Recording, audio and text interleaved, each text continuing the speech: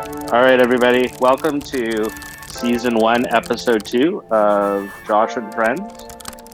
My only friend that I have on here is Curtis today, who's my producer, all the way from the Ottawa region with his crappy hockey team. But that's okay. That's all right. No problems. So today, we're going to be talking about mental health for caregivers like me before and after COVID and how much of a huge difference that it is. And Curtis is also going to tell us how COVID's affected him because even though we're in two different cities and two different industries, it does affect us differently. But I'm going to go first because the show does have my name on it. It says Josh and Friends. So before COVID, caregivers, we used to work two jobs, three jobs just to pay bills. So sometimes you'd work 40 hours a week in one job, and sometimes you'd work overnights at another one and then go to your job, go to your other job. When COVID hit, people at the start of COVID, they were still working their second jobs. And then people were getting calls from other jobs saying that, oh my God, you've been exposed to COVID. You need to go get a test. So that freaked out a lot of people. Before COVID, when people were sick, they would come into work all the time, still sick because they gotta make money, or they didn't want to use their sick time if they had it, or vacation time. Now during COVID, you could still come. You didn't come in sick, but it was much worse. You had to do your COVID test, and then you had to do your 14 days of being off, even if you weren't exposed, and everything was just completely terrible. Now, I worked at a group home.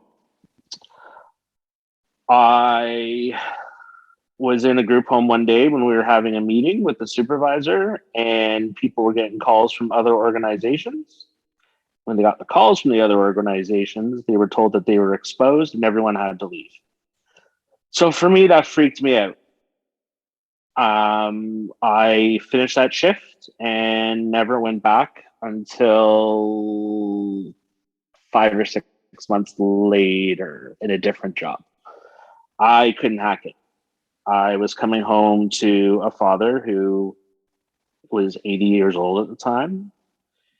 And I was coming home to my wife and my daughter. So I couldn't do it anymore. So what I did was I just sat around and finished the internet. I sat around for 6 months, watched every single show on Netflix I could, Amazon, all the people who I shouldn't be giving them promotion because they already made billions of dollars. And that's all I did. And it was very depressing. Curtis and I were talking about this before we went on air about how we didn't see anybody and how it was very depressing because it was difficult and how it affects your mental health. That's how it affected mine, was not being around anybody and also not feeling confident to go to work. It was very, very difficult to even think about. I mean, masks, there was no vaccines then, nothing that I could think of that was going on. So it was very boring. It was very hard. But I do know from colleagues of mine that I worked with that it was very difficult during the pandemic. I have a colleague of mine who I worked with that told me that there was a big COVID outbreak at the group home, and there were only about 4 staff working every day, 24 hours a day. And they would have a couple of staff from outside agencies that would come in, but they would be the only ones there. So they were very shorthanded. And it was very, very stressful. People had to be giving meds, and someone had to cook the food and watch the individuals for behaviors. And it was very, very, very stressful. So what am I trying to get out of this?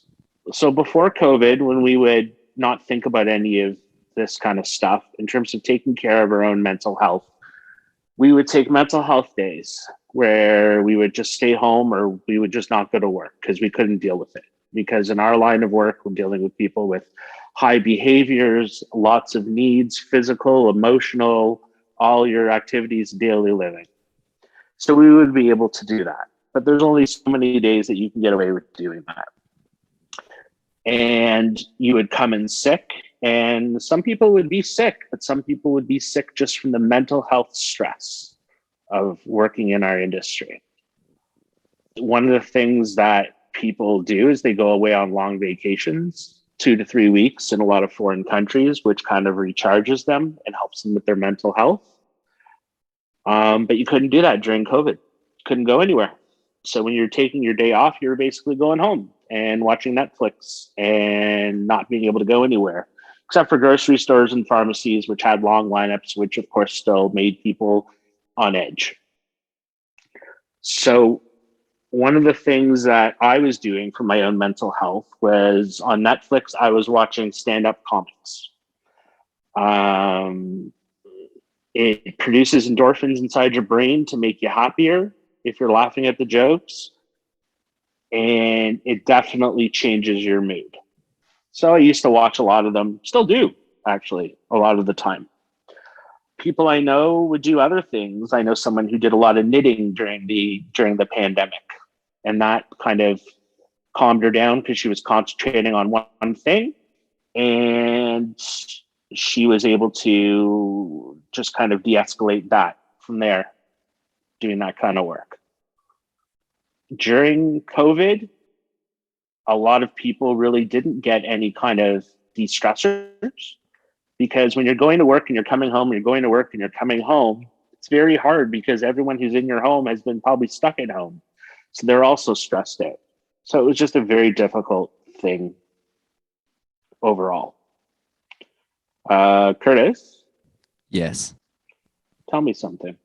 You, as I found out last week, lived in Coburg, which is a town of what? How many people? Like 10, 20, 100,000?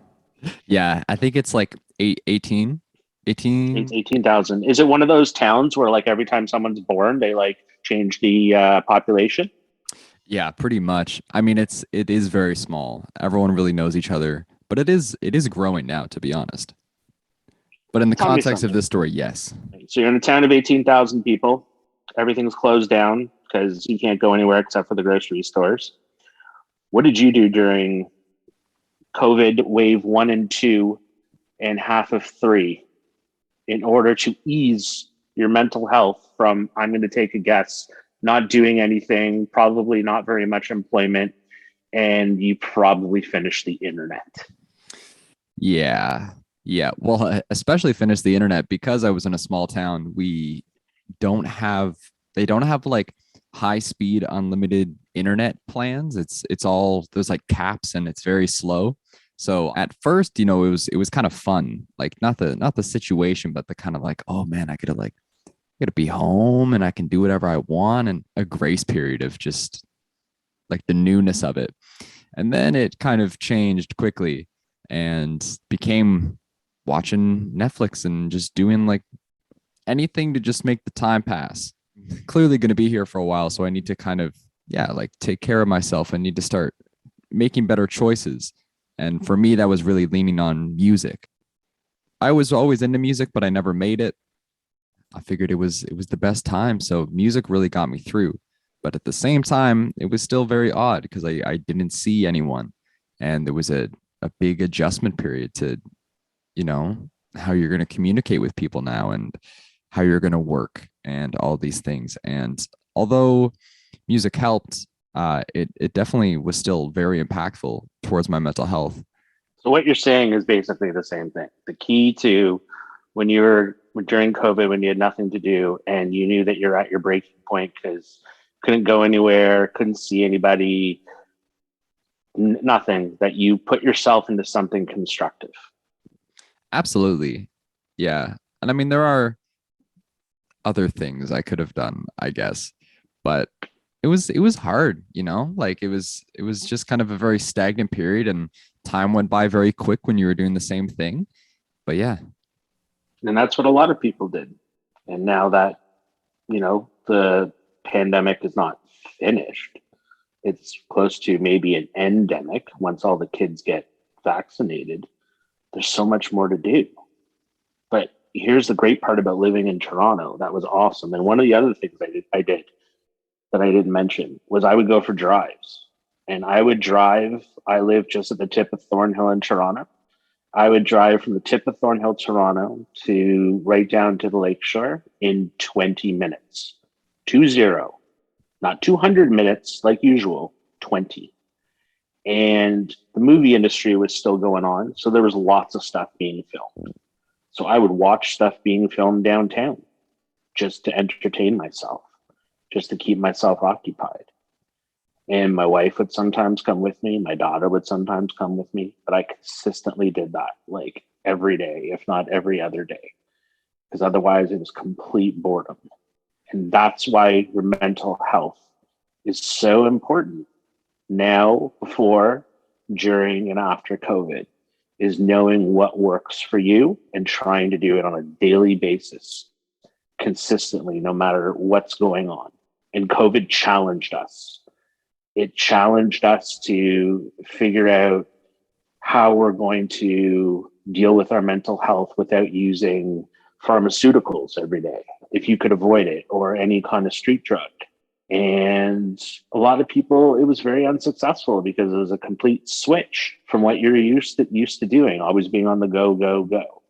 What I'm trying to get out of this is that when you have something that occupies your mind, when you're bored or you're full of anxiety, and that anxiety is having butterflies up and down your stomach, and you're very fidgety and you can't sit down and watch stuff for a long period of time. And it's not really healthy to sleep all that time because you're moving your clock around. You should be sleeping during the night and up during the day. So you got to find something to occupy your mind and to try to get yourself into the healthiest routine. And that's what you should be doing, hopefully before COVID. And after COVID, I think we've all learned that. A lot of people have learned that work isn't everything, that you got to give yourself time to be able to hang out at home with your kids and your wife or your girlfriend or your significant other or your pet, and just do nothing, but make sure that it's part of that structured time. I don't know if that makes sense. Does it? I mean, I don't know professionally, but I know in my own experience, having that constant pressure in the background is it's a lot, and it's important to kind of have that time away. Yeah, Now, especially for the people, sorry to interrupt you, Curtis, especially in the people that work in the industry of social work and group homes, or social workers that still had to be working during the pandemic, but they were working remotely. They were getting phone calls and emails and Zoom messages and whatever they were going to be doing. And even though you were working from home and dealing with that, and you were just stuck at home, you literally just had to throw your iPad somewhere else or whatever you were using and just chill out and do nothing. And I think that people might have learned how to do that, but I think that work still kept us occupied, but in a way that it just kind of made us busy as opposed to doing something constructive. now, Josh, are you a meditator? Do you have any experience with meditation? No, I don't meditate, but my therapist did, and I got a therapist actually during COVID. She did teach me breathing exercises of just breathing in for 10 seconds, breathing out, and learning how to release all the tension. So if your fingers are in a fist, slowly release them, your toes, just think from your head to your toes and loosen everything up, and then just breathe. Your jaw. What you're speaking is honestly, my biggest thing that I learned during COVID was breathing exercises. And I'm not quite a meditator. I've dabbled, but I guess I really believe in it. There was a time where I was like, my chest was like so heavy and my heart, like I felt like I had to go to the hospital. Like I've never really gotten like this in my life. And I was like, I'm either sick or I'm going to have like a heart attack. And I called up my doctor, and she's like, I think you're just like stressed. And that was the answer. I did breathing exercises and meditated a little bit. And I was like, oh my goodness, And like you said, like the stressors in your body, for me, it's always my jaw. My jaw is always clenched or something. And it's like, wow, it's because it's just kind of, it's hard to get away from it because it's always there. Yeah, you can't get rid of your jaw as much as we've tried. You know something, when you mentioned the yoga thing, I didn't even think about that whole breathing thing. But breathing is such a huge thing to do. And what's interesting is on our job, when a moment where we have someone we're supporting, a behavior comes up, that's the time where you really have to think really hard and make sure that you do that little bit of breathing that you can, just to make sure that you don't overreact to things, especially during the pandemic time. You know, people working with the same people 60 hours a week, then coming home and their family, whatever's going on, you got to take that time to breathe. And you got to take that time just like you said, like unclench everything from like your jaw to your legs to your toes and your arms. And now that COVID is coming to the end or close to the end, and here in the city, traffic is crazy and it's hard to drive and very stressful. You got to take that time to, you know, even meditate while you're driving and make sure that you don't get, you know, too stressed out. And now that people are slowly coming back to work and you're seeing all your other coworkers, your mental health might actually get better because you're going to see other people. You're going to have less hours to work. You might be able to do your two jobs and see the people that you haven't seen in a long time. I think that's part of the mental health, is that you're seeing the same people over and over and over again. And these are just like your fellow staff members. And when you see people over and over and over again, that, you know, like you go into a place like, I don't want to see these people anymore. And it's hard. It's hard, but you know, you got to work with them. It's something you got to do, but it can be very difficult to do that. But like I said, now that more staff are coming into the group homes and people are going back to regular hours, I think that people's mental health is going to get a little bit better, a little bit at a time. And I think that if they breathe and take that second before you start dealing with the behavior to recalibrate yourself, then your mental health is going to be really doing better than it ever was before. Now, Josh, I don't know how much knowledge you have on this, but I've dabbled in reading about people can live off stress or get in like the habit of constantly being under stress and they eventually adapt to it and they never have that break. They're always working, they're always stressed, they're always moving, anxious, shaky. I know someone who I was just talking to someone about this yesterday. It was this woman that we know that used to work 40 hours at her full-time job, and that included overnights, and then would come into another group home and work another 30 hours a week. So she would basically get about 4 hours of sleep a night. But she thrived on it. And the reason I knew that she thrived on it was because all the times I ever worked with her, I never, ever saw her lose her cool with me, and I could be annoying, or with any other staff member. She was always really cool. So she went away for like a year. She went to go work at the one other job. And my friend came back and told me that like she had suffered some losses, loss of a parent. Um, and she had gained so much weight because she was so stressed out. So the doctor told her she had to lose weight and not work so many hours in the other job and take some time. And yeah, you're good at going, and you're keeping cool, but eventually that motor's going to run out, especially in the social work field. If you keep going and working all those days and working 6 7 days a week, and you work, you know, like 20 hours of that week. And I mean, when you're doing your overnight job, Curtis, like you're not sleeping really. Like there's sleep awake and then there's sleep night. And most people choose to sleep awake for the simple reason that you get paid more by like 15 20%. And when But if you do that, then you go to your next job, and then you come back and you go to your next job, and you try to catch a snooze for 3 to 4 hours, like you're not going to do well. Like you're not. And she wasn't doing well. And when she came back, she's now realized all that, and she's reduced those hours. From what I've understood, I mean, things could change, but part of that problem when people are going, especially in my industry, is because we don't get paid really well. Like we get paid, I don't know, it's part timers. We get paid between like, I've seen it from $18 to like $25 for part timers. And in Toronto, that's doesn't get you very far. So they're working two jobs to get those hours, but then they're just wearing out their body and wearing out their body, putting caffeine in their body and sugar. And it might help you get by, but it's not going to be the best end result and can lead to a lot of other things.